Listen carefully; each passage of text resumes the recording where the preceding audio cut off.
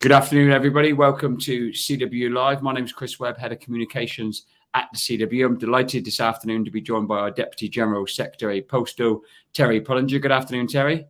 Afternoon, Chris. Thank you for coming on. So whether you're watching us live, we hope you are, but we know thousands of you will be working, so you'll be joining us on Catch Up. You can also catch this session tomorrow on the CW app, on our new Spotify channel, or via Apple Podcasts. We're trying to get it out via as many means as we possibly can these days. So welcome to you, wherever you're watching or listening to us.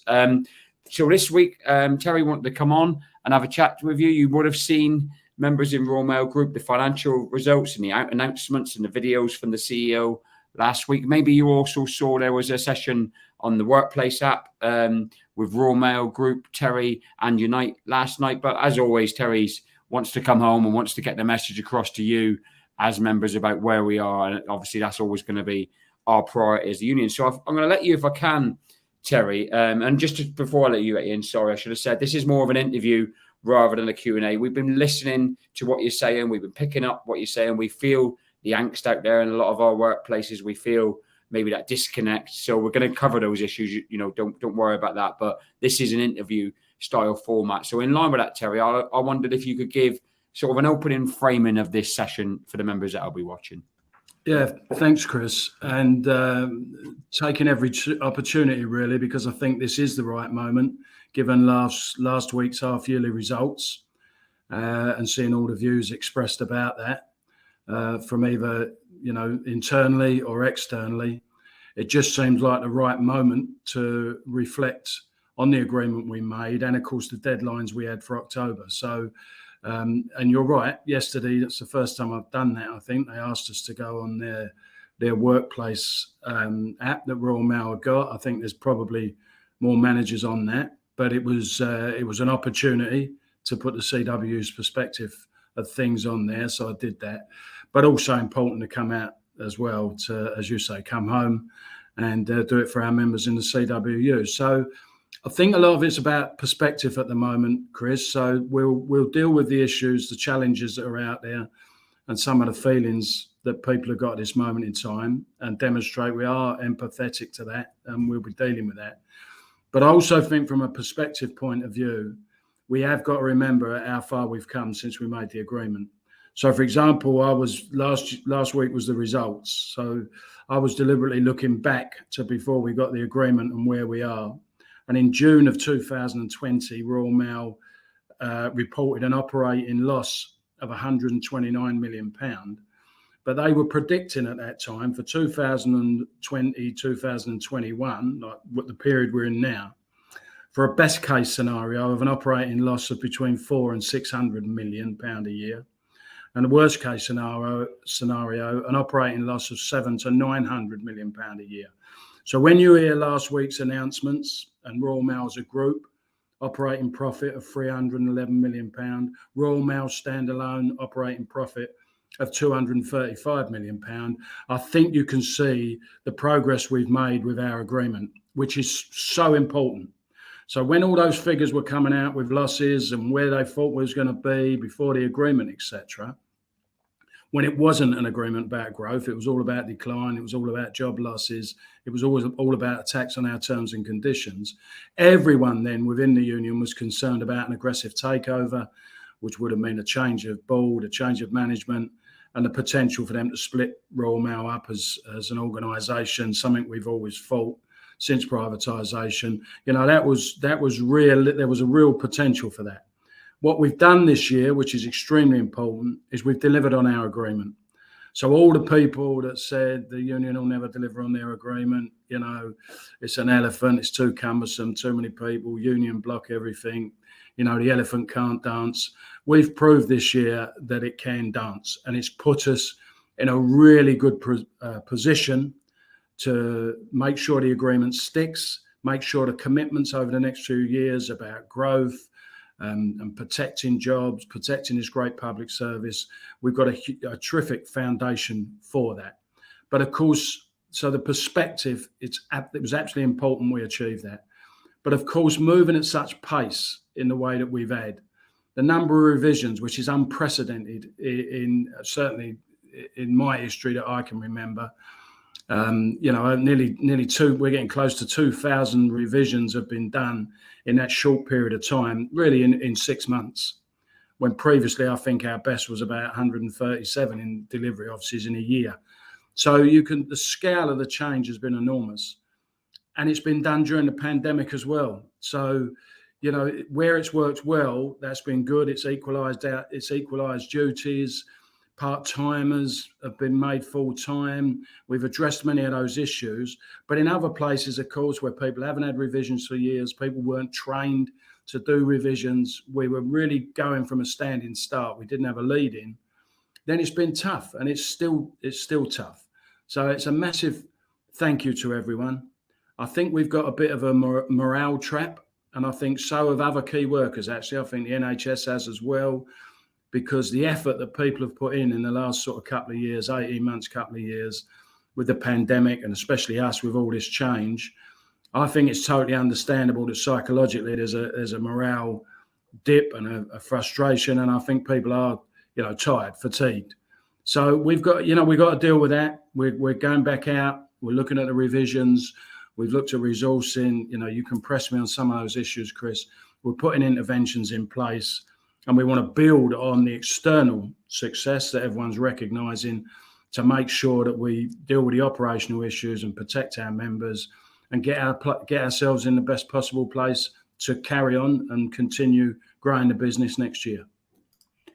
Thanks, Terry. I mean, the way we've always handled these interviews, as you've always said to me, as all of our officers do, I won't hide from anything. You ask me anything you want, and you said there about being pressed, but I don't see it like that, because I know you welcome the challenge, if you like, from the members, and I think that I can see on the page people commenting now. I think many of our members will be recognising that it's what you're saying is good news. The financial position of the company, the improvement, job security, etc.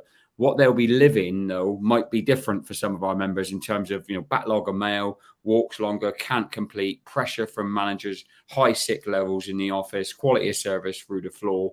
Like how, so to get those people to look through the trees and see that brighter future and take on board, that all their efforts and the leadership of the union's efforts to create a better future has come off. How do we resolve those issues that stare our members in the face right now in the workplaces? Well, we start from a position that the touchstones of success isn't just financial success, is it? So, but it was massively important. We turned around the relationship, the culture. We come out of 4 years of dispute, really. I mean, full on dispute, let alone the years before that when things weren't exactly smooth. So we've always made it clear in the agreement that the touchstones of success are not just not just them financial results. It's how the job's done, it's quality of service, it's experience for the people, mutual interest agreement, etc., etc. So it isn't complete success until we can tick all of those boxes. So it is extremely difficult, because I don't think psychologically for a lot of people, I don't think they're even in the right place. Understandably, that's what I'm saying. Over the last 18 months, the effort has been made to necessarily see all of that. But we've got, it's part of the leadership issue. We've just got to keep going, and we've got to make sure we get out there and correct those things. So, I know for a fact across all the functions in processing, parcel force, we've made considerable progress now from where they were just a few months ago. So Davey and the team, etc., are sorting that out. You've got Mark Bolsch and all the people he's got around him from the executive that are working out in deliveries. We're now going around where there's really bad quality of service, and they're putting sort of task force in there that have got to work with us to put that right. Going around, all the revisions have got to have a review in our agreement, so to quickly go around and understand what worked, what didn't work, and put those issues right. Because listen, if you're going into an office every day and it's failing, or people ain't getting their deliveries, then that is demoralising for our people as well. We want to deliver. I know our people. I know it's vocational sense of purpose, but in the end, you just think, I'm going in there every day, and it's like this. It can have a really demoralising effect on people, and I'm sure that's affecting sick as well. But like I say, we are listening, and we're putting in the interventions, and they'll take some time to land. But I'm sure people will notice on recruitment. I mean, we've said now, we were in a crazy position with Royal Mail, their HR department. It was taking 3 months to get an interview. Well, we've put things in place now, like friends and family, or advertising locally, trying to get more autonomy down locally for them to control their resourcing stuff and their recruitment, to try and get people through the door quicker to help us and all those sort of things. So, there's a number of things that we're trying to do, and I think over the next few weeks, people will see those interventions come into play, and people will see that improving. And then, of course, we've got the challenge of Christmas on our doorstep as well. So it doesn't get any easier. But one thing I know for sure, I believe everyone, if they really have the opportunity to, sit back and think about it, we're in a far better place than we were in at the start of 2020. For a start, the managerial leadership at that time, I've already said, was all about decline, all about job losses, all about attacking terms and conditions. None of that's happened. We're protecting our terms and conditions. We'll continue to move those forward. We're growing the business. That's the aim here, to grow the business. We're not talking about decline, and we're talking about recruitment and not, redundancies and things like that. So those things are good. But as I say, we absolutely have got it right. It's got to feel right in the workplace. Otherwise, everything I'm saying just falls on stony ground. We understand there's problems out there, there's challenges out there, and I assure you, everyone is working full out to see if we can address them as quick as possible. Thanks, Terry. And we're out and about with Mark in the next couple of weeks ago, as you rightly said, identifying those real problem officers and getting out there and sorting those issues. Also, by the way, if you're seeing those people, as Terry detailed, coming into your office as new recruits, you can help us as well by making sure they join up to the CW and strengthen our voice in the workplace. Terry, I wanted to come on. You touched on this in your opening, salvo to the members, where you said obviously the profits had increased and the revenues into the business had increased. And I know I've seen on this session, but over the last few weeks, increasing number of our members asking, are we started talks on pay next year? Are we going to get a share in this success of the business? I noticed on the workplace app, which you wouldn't have seen because, as you said earlier on, you don't go on it. I noticed one of our members had asked Simon Thompson that a couple of days ago, and Simon had replied saying, we're going to open talks, but we're going to have to work out how we pay for it. And I thought that was an interesting comment given. And I just wonder what you thought really with and obviously look at our track record on basic pay, on shorter working week, on delivering for the members. Like history suggests, of course we are. But I wondered where your thoughts were on starting to shape next year's pay deal, and reward for postal workers. Yeah, well, we're seeing inflation going up, Chris. I'll touch on that in a minute. But first of all, you've got the issue of shareholders. Now, unfortunately, I don't like it. I wish we'd have never been privatised, but we have, and we're a private business. And shareholders they invest in this business because they want their chunk back, don't they? If it's making money. And if they don't get their chunk back, that's when they go the other way and you get aggressive takeovers and you get people who want to change everything and rip the guts out of a business, or in our case, this great public service and our terms and conditions. So, there's a lot of money that's paid into our pensions, paid into our wages, etc.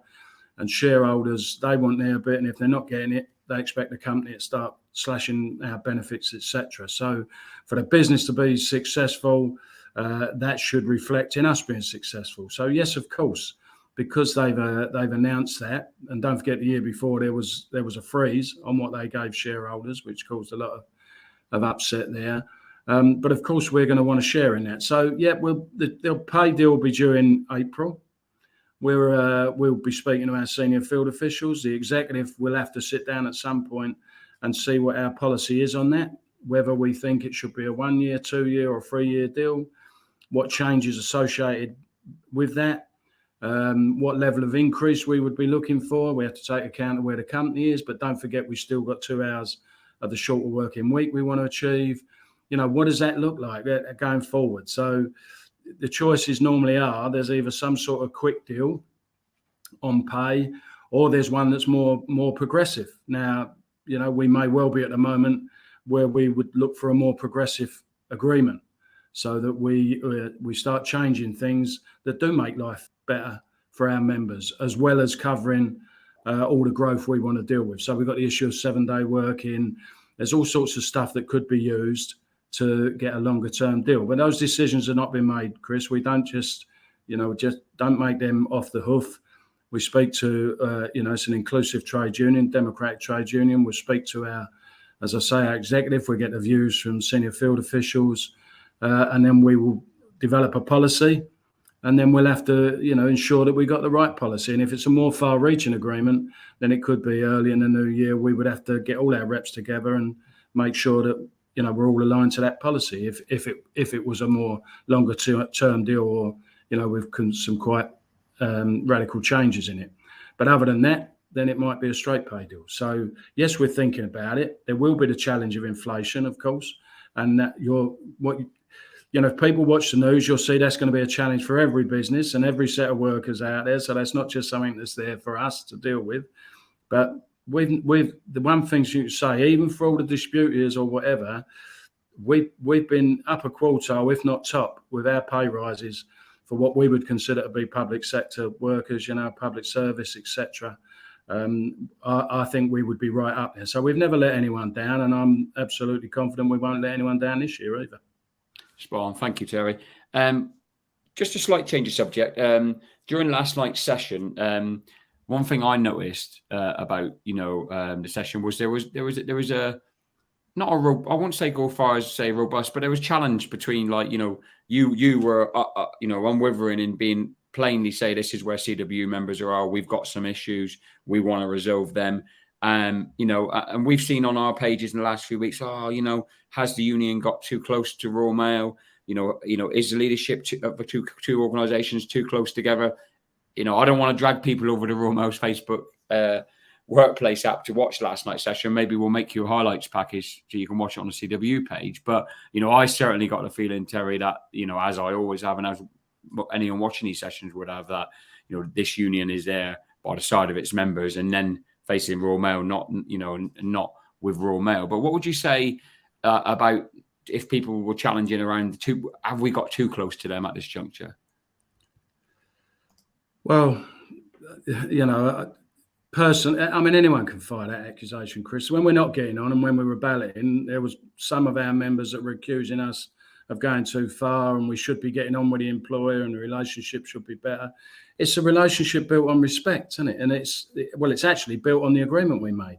All we've been doing is delivering the agreement.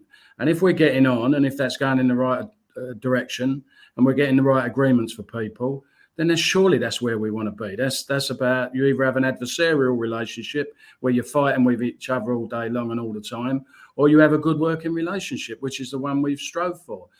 Read our agreements. All of them have set out, we want better industrial relations, better relations between the local manager and the local rep. So like now, what we're trying to do now is push some autonomy down, because previously it was being controlled by the centre and people locally couldn't do those negotiations. They're getting managers out of them little offices where they've been sat in and not talking to any of our members to be there on the floor, talking to them, more empathetic, working together. That's where we want to be. I'm not going to deny that because someone out there wants to say you're suddenly too close to the employer. If we're close to the employer and we're getting the right deal, listen, I'd sit with the devil to get the right deal for our members. That's our job as a trade union, not to promote things that ain't realistic or anything else. But if we're confronted with an employer or as we saw with Rico Back, that clearly is not aligned on the mutual interest vision that we've now got, then everyone knows how we can go work, and we wouldn't put up with that, would we? So it's an easy thing that people would say, and if they want to, let off a bit of steam and they want to make that accusation, fine. But I don't think anyone complains when we get the right pay deal or we get that. And I'm not going to manufacture arguments just for the sake of making people think, we're representing them and we're falling out with management because that's the only way we get the right deals. That's not what it's about, is it? Our members pay their money into this union to get the right deals from. And to do that, you have to build relationships. If people think suddenly, we've become different people and we've turned into managers, well, that's unfortunate, but it's absolutely not the case. And hopefully there's not an issue where we seriously fall out about. But if there was, you would see that, just be an adult, really, Chris. Spot on, Terry. Thank you, mate. You touched on, and interestingly enough, I was speaking to Mark Boach about this last week about the quality of service.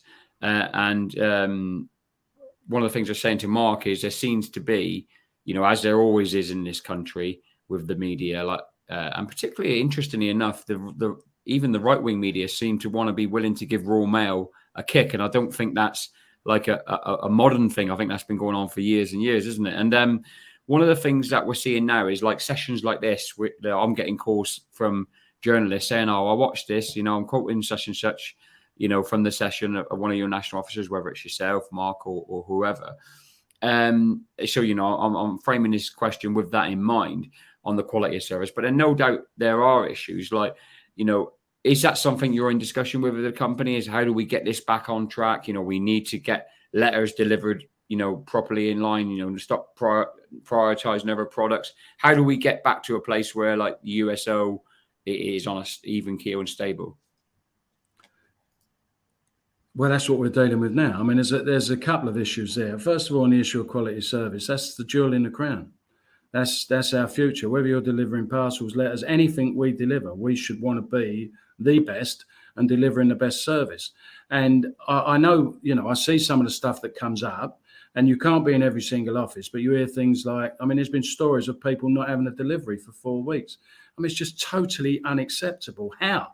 Some of the deliveries have gone out in that office. Why haven't, even if you was that short of people because of COVID or anything else, surely you'd have give them people a delivery, even if you had to exclude someone else for a day, if you were that desperate in terms of your resourcing. But why would they be left 4 weeks? I don't understand that. People locally have got to answer that question. And if we've got managers that are deliberately saying, don't worry with the letters, don't worry with the USO stuff, don't worry about that, just worry about these parcels, then I have to say to you, that's worth a representation from the union locally. That is worth a serious debate, and if necessary, a disagreement, I have to say, because we haven't taken our tools away, Chris. We've got a dispute resolution process on any issue that's operational. If you don't agree with what's going on, people have got the opportunity to go to disagreement, and then other people can pile in there. I made it crystal clear on Workplace last night. Everything's important, not just parcels or, the premium parcels. Everything is important. The USO is massively important. I keep hearing this now that, we're giving up on the USO. It's absolute nonsense. The CW's position on the USO is clear. We want to protect the 6-day letter USO. We want to extend the packets because they were only Monday to Friday, even though we do deliver them Saturdays. But in terms of the regulator, we said that should be extended. We want a 7-day operation, and everyone gets uptight about that. We had that in the 4 Pillars Agreement, and we got it in this agreement. And every one of our members voted on those agreements. It's the only way to sustain this business, protect our jobs, protect our wages. You were just talking about wages next year. Listen, I don't have to educate people out there. I give our people far more credit than sometimes I think in the past the employer have given. You're in a business that's making no money. You're not going to pay rises, are you? You're going to lose jobs. You're going to do this. We have to strive to make it successful in order to keep improving the lot for our members, creating the space for new jobs, the new generation of postal workers, and protecting this great public service. Now, any changes in this industry, USO or any other way, we're in a position now, we've got an agreement now, that should be done via agreement, whatever it is, even on the USO. Our agreement says develop a strategy to make the USO sustainable. Our agreement talks about is an important part of our social fabric. It has absolutely proven that through this pandemic. We wouldn't sit back and just watch that destroyed because suddenly the business only wants to talk about parcels. Of course, there's been a lot of publicity about parcels because that's the revenue growth area. But the other things are just as important. I want to make that absolutely clear. Made it clear on that workplace thing last night, and that's where we are. So don't think for 1 minute the union's given up on that. The USO ain't just important to us and our members. It's massively important to the people of this country. Thank you, Terry. I did say I'd only take half an hour of your time, so I'm going to put one more question to you and then give you the chance to sum up. And the question actually is flipping it the other way and being positive. So we're speaking to you yesterday, speaking to Mark yesterday, and we're now into the thousands of our members through this process that you've talked about today, but also on other sessions, who have been made from part-time contracts to full-time contracts, and many, many more have their part-time hours uprated and increased. So that is a really good story, isn't it? In terms of a union that is still creating full-time jobs and getting our part-time members that full-time employment they want. I'm sure that, you will want to say a word or two on the thousands of our members across the UK who have benefited from that change. Well, absolutely. And I go back to before we got the agreement, and you've only got to go back a year, Chris, and the business was still talking to us about 20,000 job losses. We're not in that position. We said at the time we got the agreement, we can now grow the business, we can create more jobs, even though we're bringing in automation and things like that, and we are doing that. And the part-timers, listen, it's a stain on our history, what happened to part-timers. It's disgraceful how Royal Mail brought in so many part-timers when quite clearly we needed full-time people, and they were using them as a flexible workforce. We've been trying for that for ages. Our agreement this year, this is another plus, and it's another fact that you can point to say, yep, they have done that. We sent out joint statements saying the number one priority where you're creating new hours or doing the revisions is for those part-timers that want full-time to make them full-time. They were top of the list. They were the first people in line to get sorted out. And it's in its thousands, I think, of people that have had their time made up to full-time. And it's a brilliant success story. But there's lots of good things that can come our way as long as the business is successful, as long as we're delivering the USO, as long as we're maintaining quality of service. And where we're not, that's a serious concern. And we've got sort of task force, if you like, going out there now to sort that out, because we can't afford to have that reputation. Nothing is more damaging to the USO that we're so precious about than us not being there to deliver it or not being able to deliver it. We need the right duties. We need the right structures. We need balanced duties. We need to have the right way of being able to deliver these things. But listen, as far as we're concerned, and I believe as far as the business is concerned, and last night I think that was made clear by the CEO, every single thing we deliver is a priority, that we get it out, we get it delivered. And we got to get back to the place where we can on a daily basis clear our work and make sure the people of this country have got the deliveries they've been expecting and they're entitled to. Thank you, Terry. Spot on. I'm going to just give you the chance to sum up now, and if I can prod you on one thing, led by yourself, Dave, myself and others, we've agreed that the 13th of December is going to be National Postal Workers Day again. And I wondered if in your wrapping up, you could talk a little bit about, why the union pushes that on a yearly basis and any final messages you want to get across to our members, Terry. Well, Chris, I'm glad to say about Postal Workers Day. It's really important we honour our people. And, I try to say now we've started the AGM season. I was in Newcastle last weekend. Hi, everybody. That was really, really good to me there. And I was saying to them there, it's because one of the things we got to get back is we got all the work things in place, but we got to get the pride back. Pride still matters. I was extremely proud and still am to consider myself a postal worker. That's what I was, a postal worker, because I know the reputation we've got outside of the workplace, loved on the doorstep. These iconic pictures of postmen going through 6 foot of snow or where there's been a flood, and this reputation we had as the postal workers always get through. When no one else can, a postal worker get through you. We deliver to every address in the country. We don't leave anybody hanging, you know what I mean? Don't matter who you are, whether you live in a mansion or a prefab, a postal worker will get to you. We should be so proud of that. And the reason, that's why we've got to sort these things out, these current problems, because that is our intention, because everyone out there should be proud to be a postal worker. And to have a day to acknowledge that and remind people of the role they play in society is massively important. And say a big thank you to everyone concerned. And that's not just in delivery, of course, it's all the other functions. Everyone plays their part.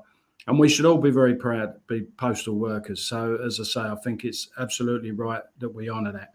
And on the positive side, I know the challenges are stopping people seeing it at the moment, but we are absolutely going in the right direction. We fought for 4 years to have the right to negotiate and express our vision on the future of this industry. Our agreements reflect what our vision is. And I repeat this, our members voted on that. We know we got to compete. We know we got to get out there.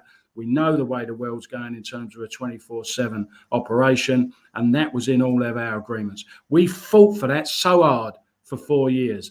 And we are still here. We are still in the room. And we've got an agreement now which we've started to deliver without question. We've gone way beyond we did before, which has took some of the wolves off our back who want to break this company up or have an aggressive takeover. Has put us in a stronger position. We will continue to work, not leave it for a year. We're doing that now to try and help out the offices that can't cope. Because listen, there's a lot that are.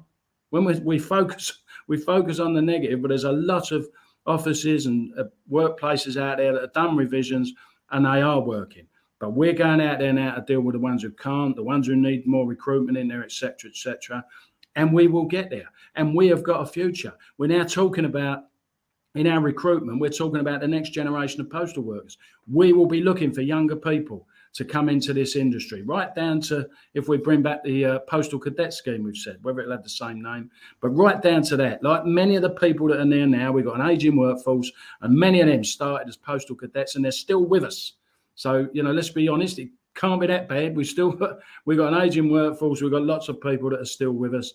It is still a good job if we can get it right. And we need people to feel as proud as they do when they're on the doorstep and people are saying thank you to them. And I hope loads of people say thank you to you this Christmas. I hope that stands up for our postal workers. But we want them to feel the same when they walk into the office. That is why we've done all the trust surveys, the culture change. You shouldn't be loved on the doorstep and then feel like you're just something under someone's shoe in the workplace. That's what we're striving for, as well as the success of the business.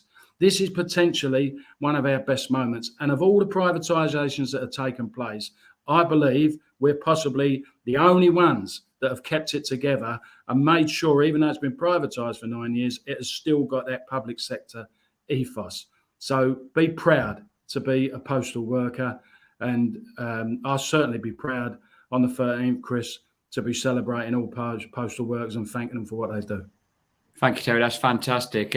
So Terry, myself and others will bring you more news on the 13th of December, National Postal Workers Day. Keep an eye out for what you can do to make sure that's as big a success as possible, and keep an eye out for some of the people who will be thanking you for the work that you do. So firstly, thank you to Terry for joining us for this interview. Really appreciate your time, Terry. I know you're a really busy man. Also, more importantly than even Terry, is to thank you, all of you who have come on and asked your questions and put your thoughts across and shown your support for the union. We really, really do appreciate it. And we'll both see you all very soon. Take it easy, everyone.